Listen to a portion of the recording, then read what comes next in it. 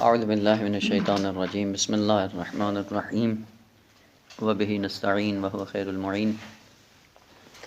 سلسلہ کلام سورہ مبارکہ مزمل میں جاری تھا، آیت نمبر 11 میں پہنچے تھے۔ ایک سلسلہ ترتیب کے ساتھ چلتا آ رہا تھا کہ اے محبوب، کچھ کام ہیں جو آپ کو کرنے ہیں اور بعض ایسے امور ہیں کہ جو ہم پہ چھوڑ دیں، ہم ان کو انجام دیں گے۔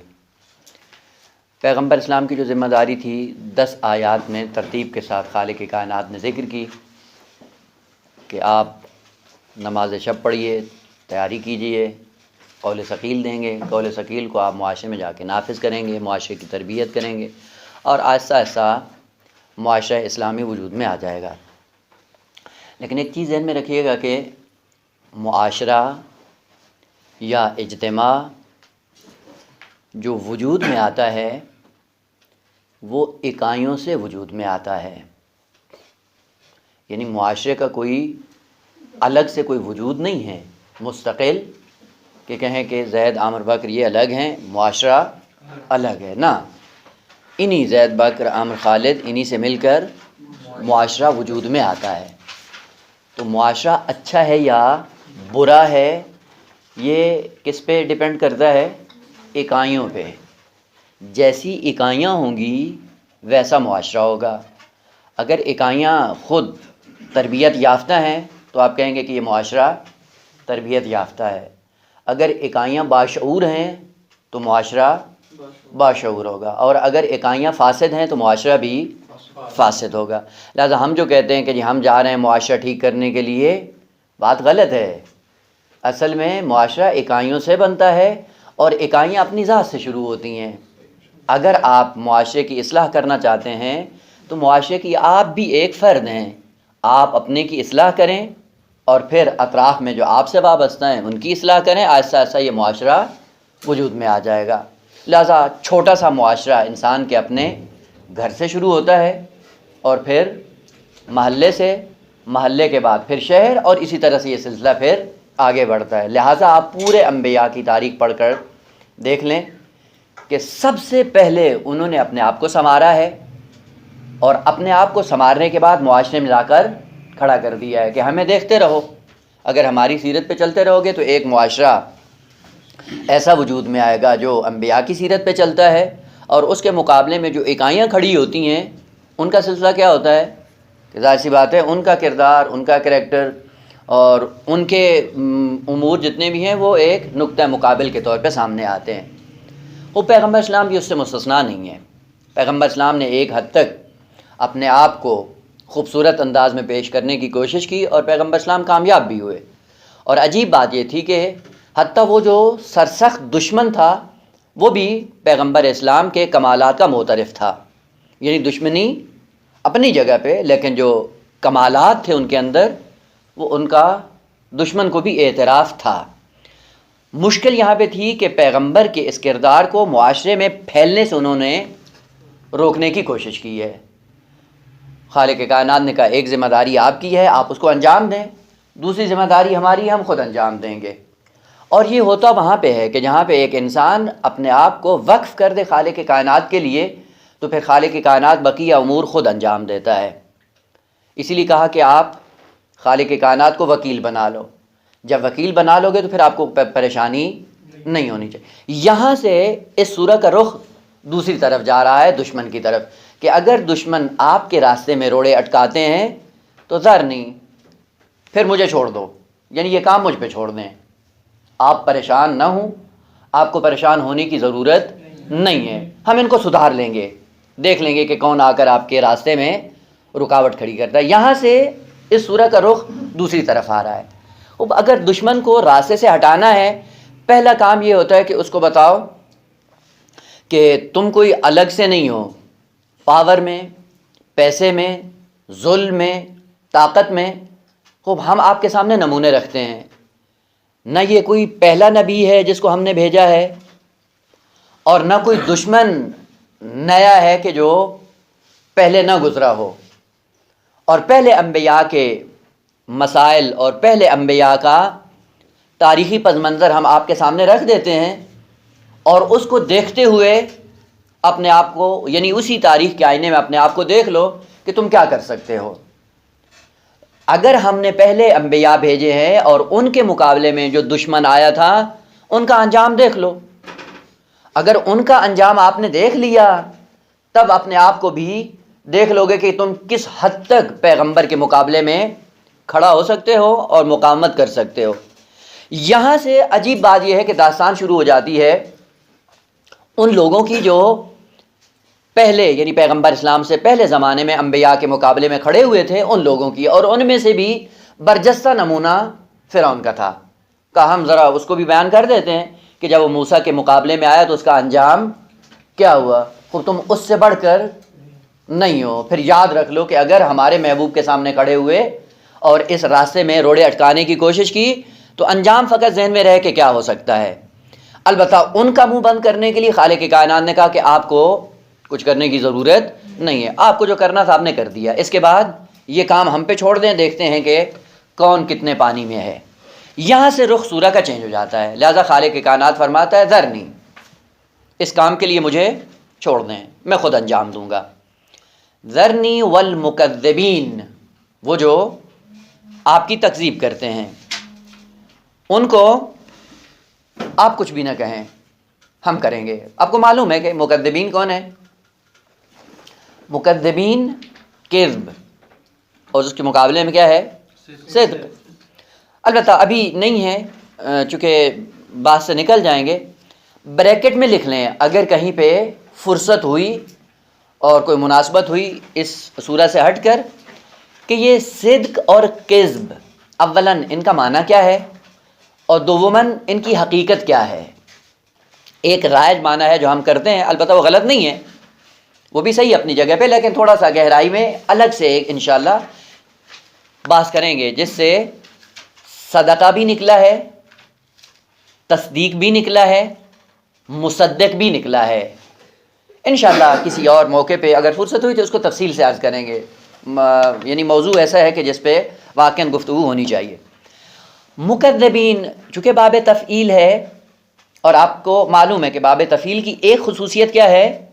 تدریجی، یعنی دشمن بھی جب آتا ہے ایک دم آ کر رکاوٹ کھڑی نہیں کرتا، سٹیپ بائی سٹیپ آتا ہے، آہستہ آہستہ دھیرے دھیرے وارد ہوتا ہے، اور عموماً وہ لوگ جو آہستہ آہستہ اپنے کام کو آگے بڑھاتے ہیں وہی ایک زمانے میں کامیاب ہوتے ہیں۔ اب فرق نہیں کرتا ہے آپ حق کے پرچار کرنے والے ہوں یا باطل کے پرچار کرنے والے ہوں، فرق نہیں کرتا ہے، یعنی روش وہی ہے منطقی اور عقلائی کہ جس کام کو کرنا ہے دھیرے دھیرے آہستہ آہستہ تدریجی انجام دیں تاکہ پابرجا بھی ہو اور کام کرنے میں کوئی زحمت بھی نہ ہو۔ ایک شبہ مجتہد نہیں بنے، تو کبھی کبھی جوش آتا ہے تو پھر اتنا پڑھنے لگتے ہیں کہ نماز صبح بے قضا ہو جاتی ہے، کیا ہو رہے ہیں جی مجتہد بن رہے ہیں، نہ، سارے امور اپنی جگہ پہ ہوں اور آہستہ آہستہ اپنے تعلیمی سفر کو بھی جاری رکھیں، البتہ استمرار کے ساتھ، رکے نہیں سلسلہ۔ ذرنی والمکذبین، یہ جو آہستہ آہستہ یعنی ہر مرحلے میں ایک خاص قسم کی رکاوٹ کھڑی کر دیتے ہیں پیغمبر اسلام کے لیے، وہ ہم پہ چھوڑ دیں، ہم دیکھتے ہیں کہ یہ کیا کرتے ہیں۔ ذرنی والمکذبین، ہم خود ان کو دیکھ لیں گے جو آپ کے راستے میں رکاوٹیں کھڑی کرتے ہیں۔ کون ہے؟ ان کی صفت ذکر کی خالق کائنات نے۔ مکذبین کون ہے؟ اولن نعمہ، نون کے اوپر زبر ہے، ایک کلمہ ہے نعمت، نون کے نیچے زیر ہے، اور ایک نون کے اوپر زبر ہے۔ فرق کیا ہے دونوں میں؟ نعمت کون سا وزن ہے؟ فعلت۔ فعلت کہا تھا کہ مصدر نوعی ہے نا، نعمت، جلست، فطرت، عزت، ذلت، یہ سارے افعال کیا ہیں، اوزان کیا ہیں؟ مصدر نوعی ہیں، اور مصدر نوعی کا آپ کو علم ہے کہ ایک خاص حالت مد نظر ہوتی ہے، اس خاص حالت کو مد نظر رکھتے ہوئے آپ اس کلمے کا معنی کرتے ہیں۔ وہ پہلے معنی کر دیں پھر اس حالت کو بیان کرتے ہیں کہ یہ کیا ہے۔ کلمہ نعمت فعلت کے وزن پہ، اور نعمت، نعیم، انعام، منعم، یہ ایک ہی خاندان کے الفاظ ہیں۔ جب انعام میں آتے ہیں تو کیا کہتے ہیں؟ اولئک کل انعام بل ہم اضل۔ یہ انعام کہاں سے نکلا ہے؟ اسی مادے سے نکلا ہے، انعام کا معنی کیا ہوتا ہے؟ چوپائے کرتے ہیں. یہ ابھی تک سنا ہوا تھا. جب خاندان انعام چوپائے ہیں تو نعمت پھر کیا ہے؟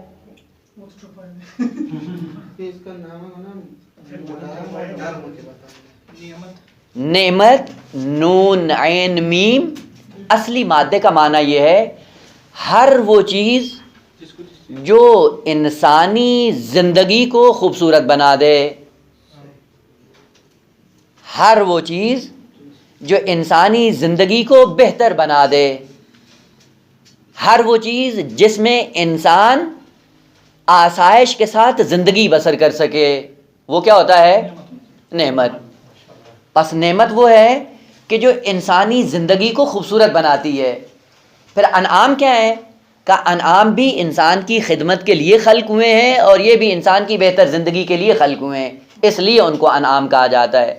کسی سے دودھ پی کے خوشحال رہتے ہیں، کسی سے گوشت کھا کے خوشحال رہتے ہیں، اور کسی سے سواری کر کے اپنی زندگی کو بہتر بناتے ہیں. بس یہ کلمہ، یہ مادہ، اس کا معنی یہ ہے کہ جو بھی انسان کی زندگی کو بہتر، راحت تر، خوبصورت، مزین کر دے وہ نعمت کہلاتا ہے. اب وہ انعام ہوں، وہ بھی انسانی زندگی کی خوبصورتی کے لیے خلق ہوئے ہیں. اور جنات نعیم کا معنی بھی یہی ہے کہ جنت کا ایک درجہ ہے جنت نعیم، یعنی ایک مرتبہ ہے جہاں پہ انسان بہترین زندگی بسر کرے گا، خوبصورت زندگی. لیکن وہ آپ کے ہاتھ میں ہے کہ کس طرح سے آپ اپنی زندگی کو اپناتے ہیں. نمونہ دنیا میں عرض کریں، مثلا فرض کریں کہ ابھی جو مجرد ہیں جن کو شادیاں کرنی ہیں، وہ ان کے سامنے دو راستے موجود ہیں. البتہ کئی راستے ہیں، اگر مختصر کریں تو دو ہی ہیں. خوب ایک ایسی خاتون کا انتخاب کرتے ہیں کہ جس میں اسلام نے جو معیارات ذکر کیے ہیں، کبھی ان معیارات پہ آتے ہوئے خدا کو دیکھ کر انتخاب کرتا ہے، خوب اس کا ایک الگ انجام ہوگا. اور ایک دفعہ یہ ہوتا ہے کہ انتخاب میں مال دنیا، ظاہری خوبصورتی اور وہی ظاہری مادی اسباب کو مد نظر رکھتے ہوئے انتخاب کرتا ہے. خوب انتخاب کرنے کے بعد اب کیا ہوتا ہے؟ وہ کئی ایک مشکلات میں پھنس جاتا ہے. اب کیا کرے؟ وہ کہا یہ خود آپ کا انتخاب ہے، آپ پہلے آنکھیں کھول کے انتخاب کرتے. وہ ایک دائمی جہنم میں مبتلا ہو جاتا ہے. سکون نہیں ہے، آرام نہیں ہے، اصلاً پڑھنے کی فرصت نہیں ہے، 24 گھنٹے لڑائی جھگڑے میں وہ گزر جاتا ہے. کیا کریں؟ پھر آتے ہیں جی آگے کیا کریں، اب یہ ہو گیا، وہ ہو گیا، بیوی ہے، آنکھیں کھول کے لیتے.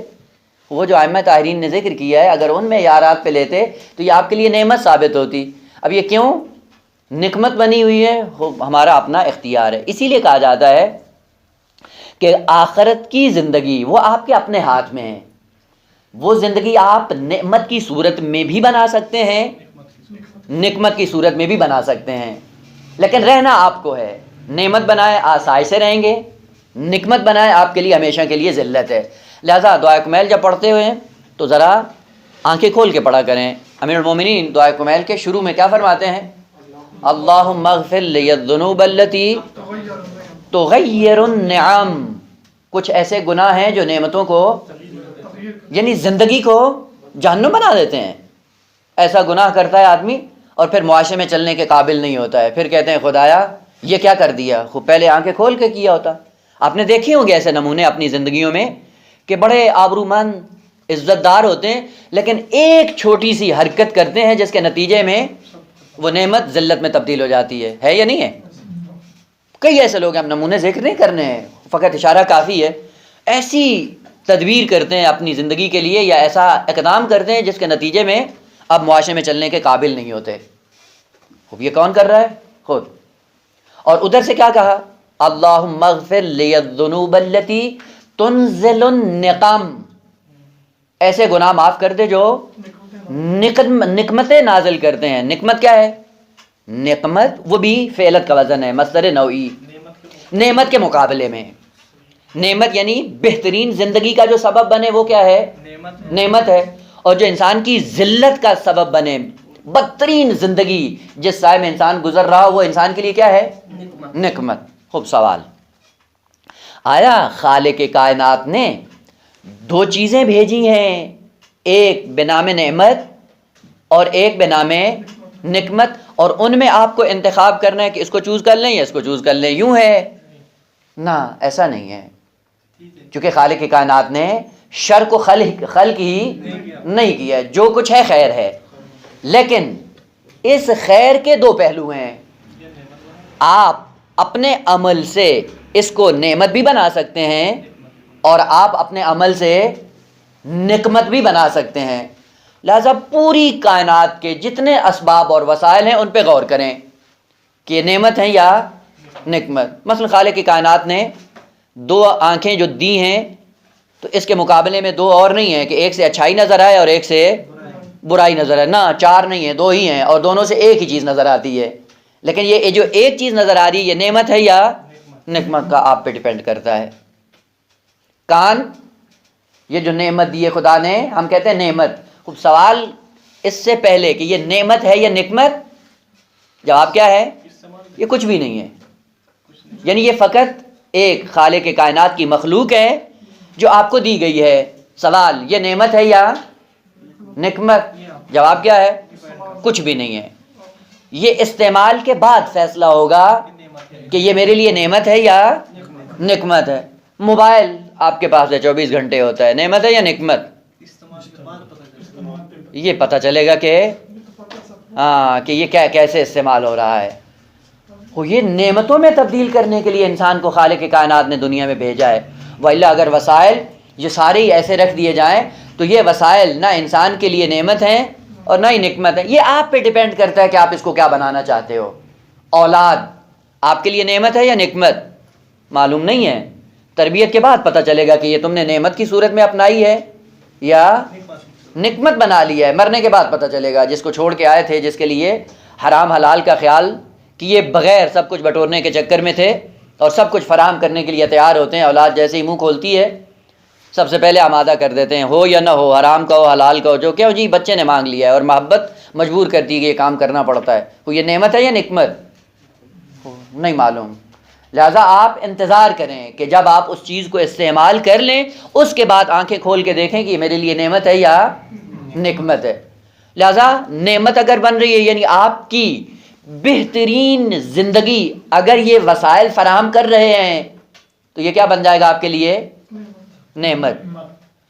اور اگر یہی چیزیں اور یہی وسائل آپ کے لیے جہنمی زندگی فراہم کر رہی ہیں تو یہ انسان کے لیے نقمت بن جائے گا. خوب ایک دن آئے گا جس میں خالق کائنات ان تمام وسائل کو ایک جگہ اکٹھا کر کے اور ایک طرف اس انسان کو کھڑا کرے گا اور کہے گا کہ اب تم خاموش رہو. اب یہ بولیں گے کہ یہ تیرے لیے نعمت ہے یا نقمت ہے. وہاں پہ پھر زبان گواہی دے گی، ہاتھ گواہی دیں گے، آنکھیں گواہی دیں گی، پاؤں یہ سب کچھ بتائیں گے کہ اس نے مجھے کہاں پہ استعمال کیا. اور جہاں پہ خالق کی مرضی نہیں تھی، ہماری مرضی نہیں تھی، لیکن چونکہ ہم اس کے تابع تھے اس لیے مجبور تھے کہ اس نے جہاں پہ ہمیں رکھا وہاں پہ ہم چلے گئے. خوب یہی اعضاء اور یہی جوارے جو آج آپ کے اختیار میں ہیں، جن کو آپ استعمال کر کے اپنے لیے بہترین زندگی فراہم کر سکتے ہیں اور جس میں آپ کو ابدی رہنا ہے. اور وہ بھی زندگی آپ فراہم کر سکتے ہیں کہ جو انسان کے لیے عالم معاشرے میں پوری بشریت کے سامنے، اولین و آخرین کے سامنے ذلت اور خزي اور رسوائی کا سامنا کرنا پڑے. خوب آپ کے اختیار میں، جس طرح سے چاہیں آپ اپنے آپ کو استعمال کر سکتے ہیں. خوب لفظ نعمت فعلت کا وزن ہے، یعنی وہ کیفیت کہ جس سے بہترین حالت انسان کی بن سکتی ہے اور وہ آپ کے اختیار میں ہے. خوب اگر کلمہ نعمت ہو، نون کے اوپر فتح آ جائے تو اس کا معنی کیا ہے؟ اس کے دو معنی ہیں، یعنی سٹیپ بائی سٹیپ. فتح کے ساتھ ہو نعمت یعنی خالق کائنات کی نعمات کی فراوانی اگر فتح کے ساتھ ہو بہت زیادہ. مثلا فرض کریں مال اگر نعمت ہے اور بہت زیادہ اگر ہو تو یہ کیا ہو جائے گا؟ نعمت. پہلی خصوصیت نعمت کے اندر کہ جہاں پہ فراوانی ہو، علم فراوان ہو، مال فراوان ہو، اولاد فراوان ہو، دوست فراوان ہو، یعنی وہی ہر چیز جو انسان کی زندگی کو بہتر بنا سکتی ہے. البتہ ذہن میں رہے کبھی مادی زندگی ہے اور کبھی معنوی زندگی ہے. اب اگر مادی زندگی آپ دیکھیں یعنی وسائل اور تو وہاں پہ بھی نظر آتا ہے بعض لوگ ہیں کہ جو نعمات کی دنیا میں غرق ہیں، پیسہ، گاڑیاں، گھر، بنگلے، دوست، احباب، یہ کیا ہے؟ مادی زندگی ان کی بہت زیادہ بہت اچھی ہے. لیکن سوال یہ ہے کہ یہ بہترین زندگی جو دنیا میں ہے آیا آخرت میں بھی یہی ہوگی؟ یہ معلوم نہیں ہے. پس نعمت کے اندر فراوانی کا کلمہ یا فراوانی کا عنصر پوشیدہ ہے. جو بھی بہت زیادہ ہو اس کو نعمت کہا جاتا ہے. ایک اور دوسرا کبھی کبھی ہوتا ہے کہ کثرت آ جاتی ہے، فراوانی آ جاتی ہے، لیکن انسان اس سے استفادہ نہیں کر پاتا ہے نا. ایک زمانے میں آدمی فقیری کے عالم میں زندگی بسر کرتا ہے، کچھ بھی نہیں ہوتا کھانے کو، اور ایک زمانہ ایسا ہوتا ہے کہ ہر چیز کی ریل پیل ہو جاتی ہے، سب کچھ ہے لیکن اب کیا ہے، بلڈ پریشر ہے، شوگر ہے، نہ جانے چربی بڑھ گئی ہے، اور کیا ہوا ہے، یہ کیا ہے، کھا نہیں سکتا ہے زیادہ لیکن استعمال نہیں کر سکتا. اس کو بھی نعمت نہیں کہتے ہیں. پس نعمت کے اندر دو عنصر ہیں، ایک فراوانی، دو استعمال میں بھی کوئی معنی نہ ہو، دونوں ایک ساتھ. اگر دونوں چیزیں ایک ساتھ ہوں اس کو عربی میں نعمت کہا جاتا ہے. یعنی فراوان بھی ہو اور اس کے استعمال میں بھی کوئی رکاوٹ نہ ہو، اس کو کہا جاتا ہے نعمت. اور جو اولن نعمہ ہوں گے وہ کون ہوں گے؟ یہی سے پتہ چل جاتا ہے کہ پیغمبر اسلام کے مقابلے میں جو آئے کوئی معمولی لوگ نہیں تھے. دنیا کی زرق و برق زیادہ تھی، اور فقط زرق و برق نہیں تھی، استعمال میں بھی کوئی معنی نہیں تھا، خوب استعمال کرتے تھے. وہ خالق کے کائنات نے کہا ان کو ہوشدار دو کہ درست ہے کہ یہ جتنا تمہیں ملا ہے وہ ہم نے دیا ہے، اور جتنا تم دل چاہو استعمال کر سکتے ہو وہ بھی ہم نے دیا ہے. اگر ہم نے دیا ہے تو ہم لے بھی سکتے ہیں، لہذا خیال رہے. اب وہ بعد والی آیات بتائیں گی کہ یہ چیزیں جو اولن نعمہ بنے ہوئے ہیں، صاحبان نعمت بنے ہوئے ہیں، خیال رہے کہ ان کو کہاں پہ استعمال کرنا ہے. اگر صحیح راستے میں استعمال کیا تو اور فراوانی ہوتی چلی جائے گی، لیکن اگر تم نے آ کر ہمارے محبوب کے راستے کو روکا، راہ فطرت کو روکا، نہ فقط یہ کہ تم سے سلب ہو جائیں گی، استعمال بھی نہیں کر پاؤ گے. لہذا خالق کی کائنات نے کہا ذرنی والمکذبین اولن نعمہ. یہ جو اولن نعمہ بنے ہوئے ہیں ان کے حالات کو ہم پہ چھوڑ دیں، ہم دیکھ لیں گے کہ یہ کتنے پانی میں ہے. یہیں سے دیکھیں کچھ نہ کچھ مکہ کی سرزمین کی حالت انسان کے سامنے آ جاتی ہے. یعنی اس عالم میں جب آپ جا کر دیکھیں آپ خود اندازہ لگا سکتے ہیں کہ اس وقت مکہ کی حالت کیسی تھی.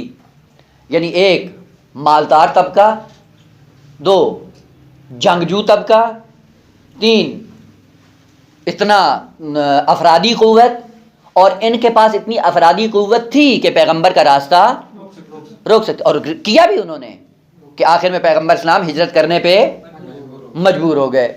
یعنی ان کے اندر پاور بھی تھی اور انہوں نے کیا بھی اور کر کے دکھا بھی دیا کہ ہم یہ کام کر سکتے ہیں. یہ راستہ اگر ہم روکنا چاہیں تو روک دیں گے، لیکن خالق کی کائنات نے کہا یہ مسئلہ ہم پہ چھوڑ دیں، ہم انشاءاللہ اس کو حل کر دیں گے. اور خالق کی کائنات نے حل کیا بھی صحیح کہ وہی مکہ کی سرزمین جس میں صاحبان نعمت بڑے بڑے گردن کلفت موجود تھے، لیکن پیغمبر اسلام کو خالق کی کائنات نے وہ نعمت اور وہ حالات فراہم کیا اپنے محبوب کے لیے کہ بغیر اس کے کہ پیغمبر اسلام تلوار اٹھائیں، نیزہ اٹھائیں، تیر اٹھائیں، پوری سرزمین مکہ تسلیم ہو گئی. خوب اب یہاں پہ پیغمبر اسلام صاحب نعمت بنے ہوئے ہیں، فراوانی ہر چیز کی، لیکن کوزے سے وہی نکلتا ہے جو اس کے اندر ہوتا ہے. اور یہ سوال بھی کسی نے آ کے کیا امام سجاد علیہ السلام سے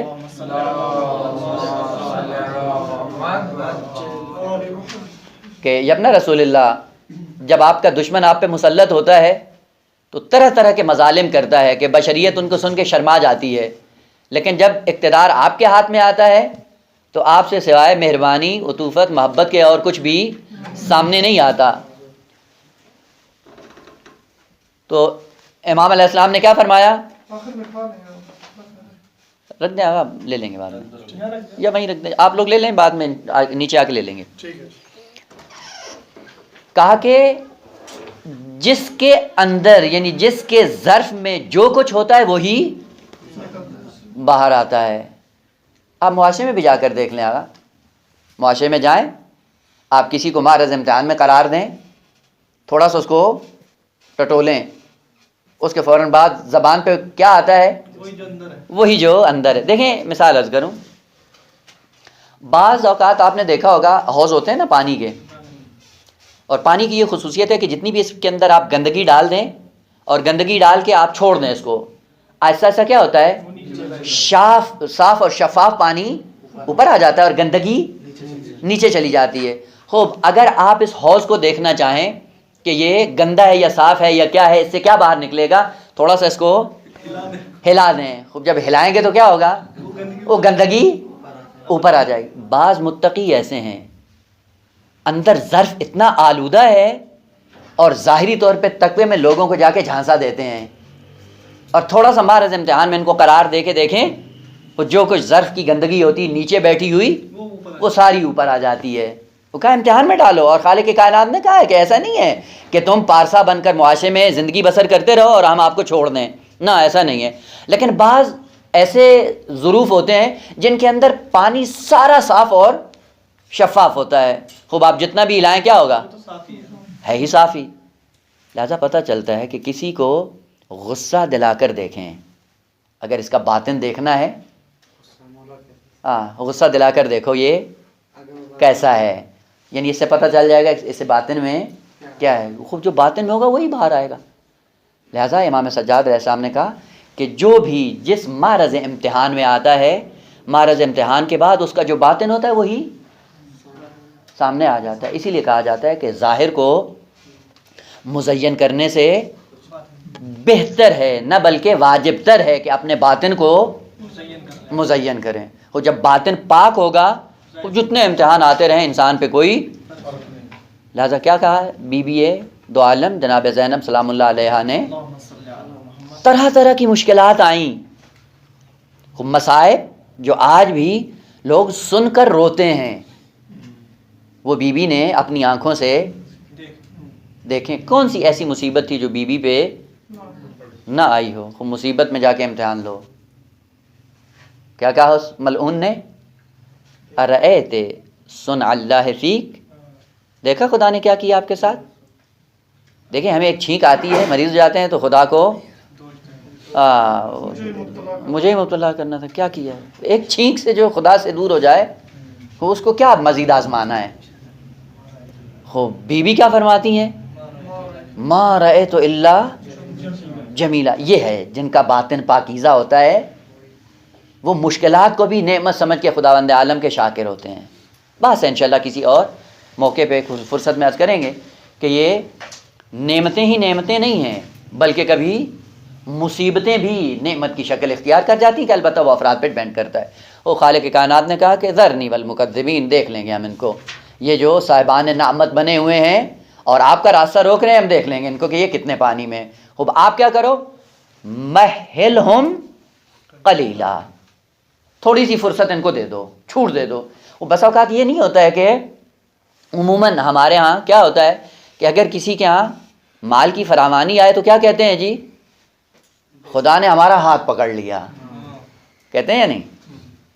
مال کی فراوانی یہ اس لیے نہیں ہے کہ آپ محبوب خدا بن گئے ہیں، بلکہ جس کے پاس مال ہے وہ بھی معرض ابتلا میں ہے، اور جو فقیر ہے وہ بھی، دونوں معرض ابتلا میں ہیں، لیکن نوعیت ابتلا کی فرق کرتی، کسی کو دے کے آزماتا ہے، کسی سے لے کے آزماتا ہے، کسی کو صحت دے کے آزماتا ہے، کسی کو صحت لے کے آزماتا، یعنی ممکن ہی نہیں ہے کہ کوئی انسان اس دنیا میں ہو اور معرض ابتلا میں نہ ہو، سب معرض ابتلا میں ہیں، لیکن حالت ہر ایک کی اپنی ہے، جدا جدا ہے۔ اس لیے خالق کائنات نے قانون کلی ذکر کیا، لقد خلقنا الانسان فی کبد، کہ ہم نے انسان کی خلقت کس طرح سے کی ہے، کبد میں، یعنی ہمیشہ انسان جب تک عالم دنیا میں کہاں پہ رہے گا، مشکلات میں۔ کبد کا معنی ہے دکھ، رنج، درد، مشکلات، یعنی آپ دنیا میں کوئی ایسا انسان نہیں دکھا سکتے ہیں جس کے سامنے کوئی مشکل،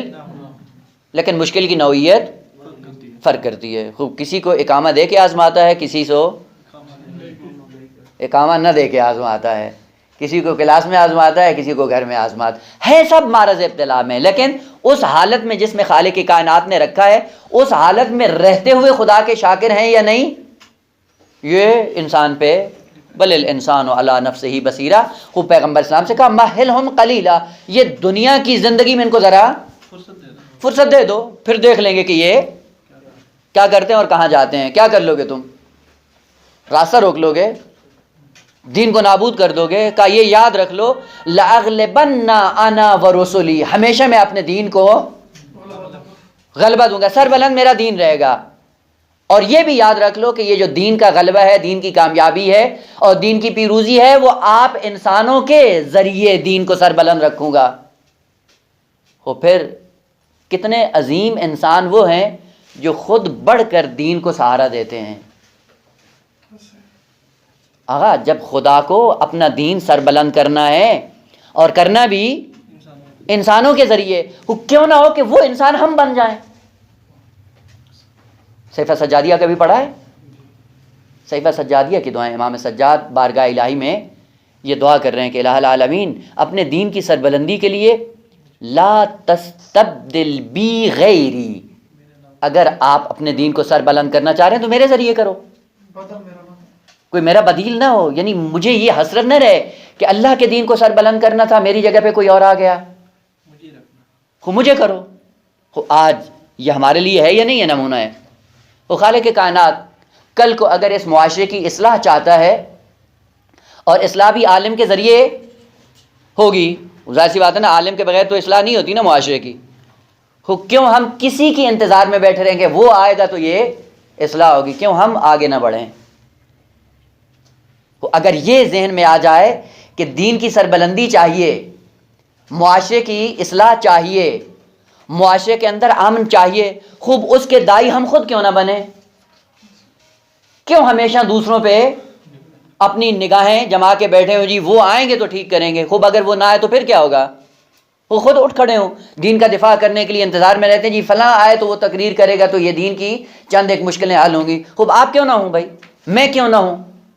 مگر وہ صلاحیت جو اس کو خدا نے دی ہمیں نہیں دی ہے، دی ہے۔ لیکن یہ یاد رکھیں مہلہم قلیل، یہ مدت بہت کم ہے اس کی، اور یہ چند دن کی زندگی، اور اس کے بعد سارا یہ نظام لپیٹ دیا جائے گا، سمیٹ دیا جائے گا، ختم کر دیا جائے گا، پھر یوم الحسرت ہوگا قیامت کے دن۔ وہ بہت کچھ جو اس دنیا میں کر سکتے تھے کچھ بھی نہیں کیا۔ لہٰذا یہ قانون ہے، اور قانون سب کے لیے، خدا کی کسی کے ساتھ کوئی رشتہ داری نہیں ہے۔ اگر دین کی سربلندی کے لیے کام کرتے رہے تو کہاں پہنچو گے؟ اللہ کی بارگاہ میں۔ البتہ سلسلہ جاری ہے، ابھی اس آیت کے ذیل میں انشاءاللہ کل عرض کروں گا، اور وہ یہ ہے کہ اگر دین کی سربلندی کے لیے تم نے اپنے آپ کو وقف کر دیا اور پیغمبر کی سیرت پہ چلتے رہے، ایک زمانہ آئے گا کہ خالق کائنات تجھے اپنا محبوب بنا لے گا۔ محبوب بننا غرض محب ہے، یعنی پہلی منزل ہماری کیا ہے؟ محب بننا ہے، محب دین، محب اہل بیت، محب خدا، سارا یعنی ہم دین سے محبت کرتے ہیں، اللہ سے محبت کرتے ہیں، اہل بیت سے محبت کرتے ہیں، ہم محب ہیں، خوب یہ ہمارا دعویٰ ہے۔